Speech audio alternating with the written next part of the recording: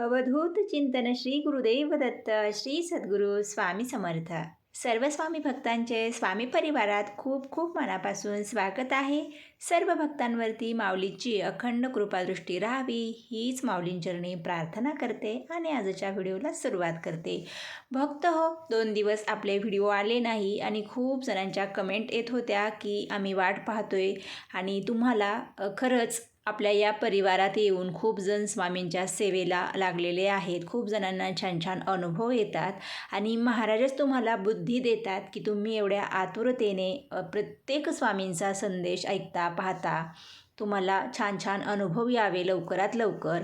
तर भक्त हो, तुम्ही सर्वांनी दत्त जयंती विशेष 3 फुलांचा उपाय हा व्हिडिओ जर पाहिला असेल आणि खूप जणांनी पाहिलेला आहे आणि खूप जणांनी हा उपाय केलेला आहे वारंवार त्या व्हिडिओवरती, आणि जे काही आपले नवीन व्हिडिओ असतात तिथे कमेंट्स येतात की आम्ही हा उपाय केलेला आहे ताई, आम्हाला किती दिवसांनी अनुभव येईल.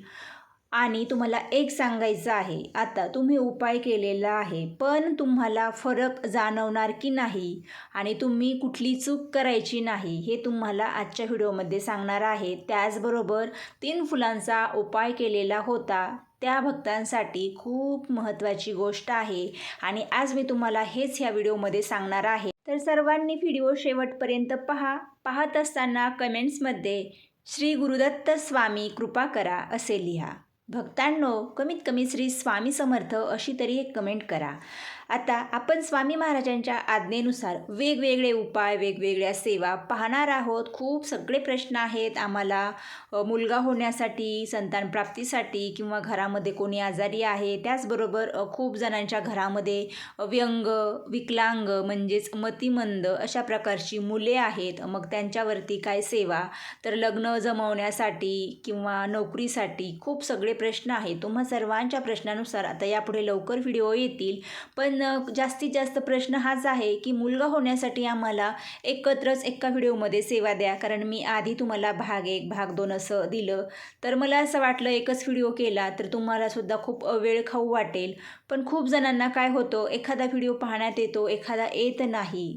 त्यासाठी तुम्हाला लवकरच अगदी सविस्तर एकाच व्हिडिओत माहिती दिली जाईल. पण तुम्ही जर 3 फुलांचा उपाय केला आहे तर निश्चिंत राहा. आता तुम्ही इथे एक कमेंटसुद्धा तुम्हाला वाचायला मिळणार आहे की पाहायलासुद्धा मिळणार आहे, ज्या ताईंनी 3 फुलांचा उपाय दत्त जयंतीला केला. प्रथमच त्यांनी तो व्हिडिओ पाहिला, कारण खूप जणांनी तो व्हिडिओ आपला प्रथमच पाहिला आणि खूप जणांनी उपायसुद्धा केला. काही जणांना लगेचच अनुभव आला. आता त्यांना अनुभव का आला याचंसुद्धा तुम्हाला उत्तर शेवटी मिळणार आहे. तर भक्तांनो, त्या ताईंची कमेंटसुद्धा मला गुरुवारीच आली आणि ती कमेंट ज्यांची आहे त्या ताईंनी जर हा व्हिडिओ पाहिला तर त्यांनासुद्धा लक्षात येईल. तर भक्त हो, ज्या ताईंची कमेंट आहे त्या कुठून आहेत हे नाही माहिती, पण त्यांनी कमेंटमध्ये तसं सांगितलं की 10 वर्षा आधीची मला एक मुलगी आहे, 10 वर्ष प्रेग्नेन्सी राहत नव्हती आणि 10 वर्षानंतर आता मी प्रेग्नेंट आहे. तर सोनोग्राफी केली तर एक 3 महिन्यामध्येच आपण सोनोग्राफी करतो की जे बाळ आहे किंवा जो गर्भ आहे तो स्थिर आहे का, तर 3 महिन्यामध्ये कळत असतं. तर त्यांना 2 जुळे म्हणजेच जुळी बाळं राहिलेली आहेत किंवा मग 2 गर्भ त्यांना राहिलेले आहेत. आता नाही का आपण म्हणतो जुळं जन्माला येणार. तर खूप कमेंट होत्या बरं आधीसुद्धा की जुळं बाळ प्रेग्नेंट राहण्यासाठी आपण काय उपाय करावा. तरी मला यावरती तरी सध्या माहिती नाही, पण नक्कीच स्वामींच्या आज्ञेनुसार पुढे सांगेल. पण त्या ताईंना जुळा गर्भ राहिलेला आहे आणि त्यांची कमेंट होती की ताई, मी इथे हा उपाय केला आणि सेवा केली म्हणूनच मला 10 वर्षानंतर प्रेग्नेन्सी राहिली. पण आता दोन्हीमधील एक तरी मुलगा व्हावा अशी त्यांचीही इच्छा आहे आणि असं मला सुद्धा वाटतं की स्वामी महाराजांच्या कृपेने दोन्ही मुलं झाली तरी चांगलं आहे किंवा दोन्हीमधून एक मुलगा तरी त्यांना व्हावा ही माझी स्वतःची सुद्धा इच्छा आहे.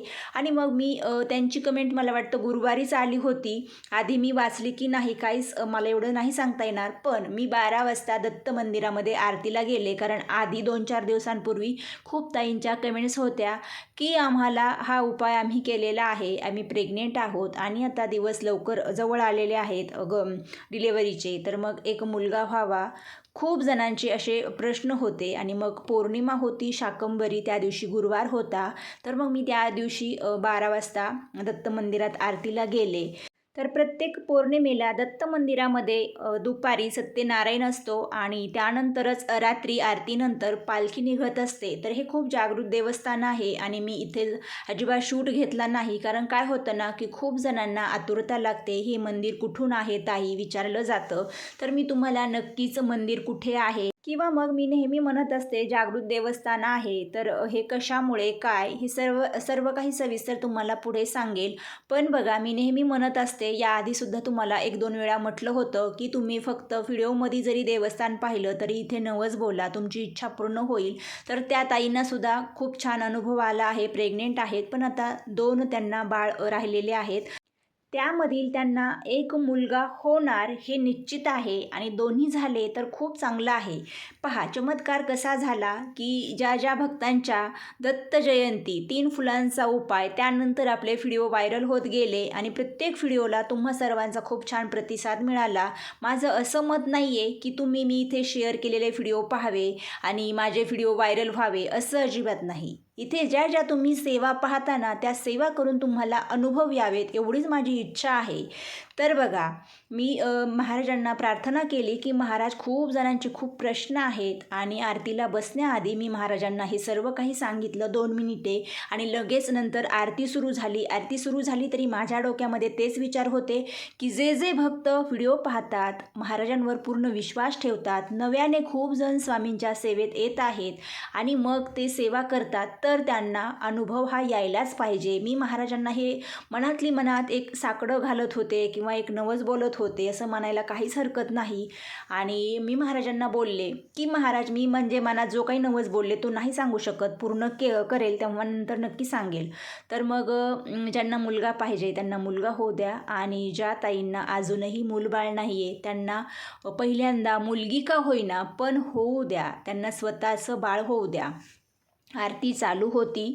तर इथे मंदिरामध्ये वेगवेगळ्या आरत्या केल्या जातात आणि ज्यावेळी दत्त महाराजांची आरती सुरू झाली तर माझं पूर्ण महाराजांच्या मूर्तीकडेच लक्ष होतं आणि आरती चालू होती.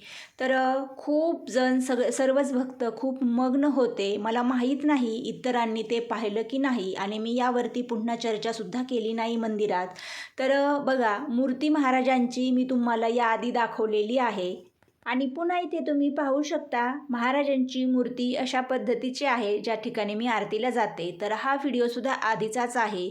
या दिवशी मी गेले त्यावेळी आरतीची पूर्ण तयारी झाली होती आणि मग त्यामुळे मी व्हिडिओ शूट करू शकले नाही आणि ज्यावेळी हा प्रकार घडला त्यावेळी मला असं काही वाटलंच नाही की असं काही घडेल आणि आरती चालू असताना शक्यतो मी व्हिडिओ शूट अजिबात करत नाही. फक्त आणि फक्त महाराजांकडे आणि त्या आरतीमध्येच मी मग्न होत असते.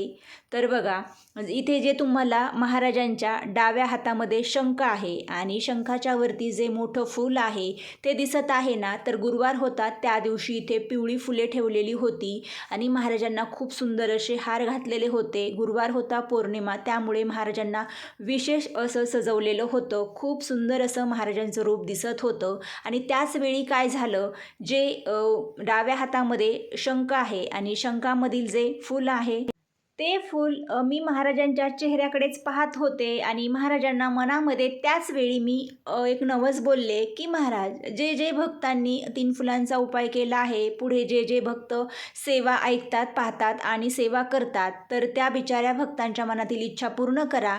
आणि मी महाराजांना सुंदरसं असं एक म्हणजे नवस फेडताना महाराजांसाठी काहीतरी करेल असं म्हटलेलं आहे. ते बोलून झालं की त्या क्षणी ते फूल टपकन खाली पडलं आणि माझ्या अंगावरती सनसन असा एकदम काटा आला. आणि खरंच नाही का, आपण जेव्हा झोपलेलो असतो आणि मध्येच कोणीतरी उठवतं तर आपण दचकून उठवतो, तसं मी त्या आरतीमध्ये मग्न झाले होते आणि एकदम दचकन झाल्यासारखं झालं आणि मनामध्ये फक्त एक विचार आला की आपण जे काही आत्ता बोललो आहोत किंवा जे जे मनापासून सेवा करतात त्यांची इच्छा दत्त महाराज 100% पूर्ण करणार आहेत. आणि त्यांनी तो कौल दिला, ते फूल अचानक खाली पडलं आणि ज्यावेळी मग आरती वगैरे पूर्ण झाली, माझ्या मनात तोच विचार होता. मी तिथे कोणाला काहीही बोलले नाही. खूप सगळी गर्दी होती आणि इथे तुम्हाला जे पुजारी काका दिसतात तर यांना देवा बोलतात. तर हे पण आरती झाल्यानंतर पितरांसाठी सुद्धा एक म्हणजे कावळ्यांना मागे घास ठेवला जातो. मंदिराच्या पाठीमागे थोडीशी जागा आहे तिकडे. तर ते तिकडून येत होते आणि मी औदुंबराला प्रदक्षिणा घालत होते. तर ते सुद्धा माझ्याकडे त्या दिवशी खूप प्रसन्नतेने हसले. मला असं वाटलं की साक्षात महाराजच मला बनत आहेत, की जी काही मनात इच्छा आहे ती पूर्ण होणार आहे. आणि खरंच मला खूप छान वाटलं. खरं तर मी या विषयावर तिथे काकांना बोलणार होते, पण खूप गर्दी होती, नाही बोलले. पुन्हा गेले ना की नंतर नक्कीच त्या विषयावर बोलणार आहे. आणि तुम्हाला आज एकच सांगते की महाराजांनी कौल दिलेला आहे. आणि आता तुम्हाला एक काळजी घ्यायची, तुम्ही उपाय केला आहे 3 फुलांचा, त्यावरती विचार करू नका. आणि तुम्ही जरी सारखी मला कमेंट केली तरी मला त्रास होत नाही. पण काय होतं, आपण जी भक्ती करतोय, सेवा करतोय, त्यावरती आपण वारंवार संशय घेतो असं वाटत असतं. त्यामुळे आपण सेवा करतोय ना तर पूर्ण श्रद्धेने करा. ज्यावेळी जे द्यायचं आहे ते आपले स्वामी आपल्याला देणारच आहेत. आणि खूप ताईंना सुद्धा अनुभव आलेले आहेत. आता 10 वर्षानंतर ज्या ताई प्रेग्नेंट राहिलेल्या आहेत त्यांना सुंदर अनुभव आला आहे. फक्त सेवा करा मनापासून, महाराज तुमची इच्छा नक्की पूर्ण करतील. आणि अजून एक सांगते की अजिबात सुद्धा तुम्ही शंका घेऊच नका. बघा काय होतं, शंका घेतल्या की देवाला सुद्धा असं वाटतं की हा भक्त मनाने ठाम नाही आहे, आणि मग देवसुद्धा आपली जास्त परीक्षा घेत जातात. तुम्ही फक्त एकच करा, जे काही मी करत आहे ते मी करत नसून माझे स्वामी माझ्याकडून करून घेतात. माझा प्रत्येक उजळणारा दिवस किंवा जी मावळणारी रात्र आहे ती फक्त स्वामींच्या कृपेने सर्व काही होत आहे. मी फक्त करत राहील, देवा तुम्ही करवून घ्या, हा एक भाव मनात ठेवा. आणि बघा तुम्हाला किती सुंदर अनुभव येतील. तर भक्त हो, तुमच्या ज्या काही कमेंट्स असतील, प्रश्न असतील, जे महाराजांना तुम्हाला सांगायचे आहेत ते तुम्ही नक्की इथे सांगा. यापुढे सुद्धा तुमच्या सर्वांसाठी खूप सुंदर अशी मी महाराज माझ्याकडून स्वतः सेवा करून घेणार आहेत. यापुढे सुद्धा तुम्हाला तुमच्या कमेंटनुसार लवकरच व्हिडिओ पाहायला मिळतील. आणि सर्वांवरती महाराजांची 100% कृपा होणार आहे. मी तुम्हाला शब्द देते.